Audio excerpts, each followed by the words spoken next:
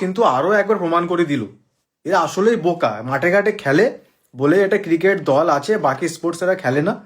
আজ একটা মিটিং ছিল আইসিসির থেকে যে কেন তারা টি-20 ম্যাচ, ওয়ার্ল্ড কাপের ম্যাচ ইন্ডিয়ার সাথে খেলবে না, এই নিয়ে আর বাংলাদেশের কি প্রবলেম সেটা জানা নিয়ে সুন্দর একটা মিটিং চলছিল। সেখানে যে বাজে বাজে ডিমান্ডগুলো করলো বাংলাদেশ পাকিস্তান, পাকিস্তান ফার্স্ট ডিমান্ড করলো যে আমাদের সাথে সিরিজ খেলতে হবে, যেটা কখনো সম্ভব নয়, কারণ তোমরা সিরিজ খেলার যোগ্য নও।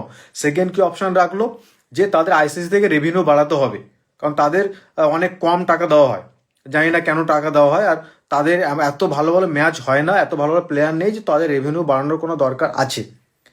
প্লাস বাংলাদেশ কি দাবি করলো যে তাদের সাথে পাকিস্তানের সাথে একটা ট্রাই সিরিজ খেলাতে হবে, মানে বাংলাদেশ পাকিস্তান দুই ভাই খেলবে, তার সাথে ইন্ডিয়াকে খেলতে হবে। আর আর নাকি আন্ডার 19 2028 ওয়ার্ল্ড কাপের পুরো দায়িত্ব বাংলাদেশ নেবে। 19 বছরের নিচে প্লেয়াররা দেখতে লাগে 25 বছরের মতো, তারা সেই সব দেশ যদি আন্ডার 19 ওয়ার্ল্ড কাপ পরিচালনা করে তাহলে চ্যাম্পিয়ন খুঁজে পাওয়া যাবে না। একবার চ্যাম্পিয়ন হয়ে যে মারপিট করলো, ক্রিকেট সুলভ মনোভাব এদের মধ্যে নেই।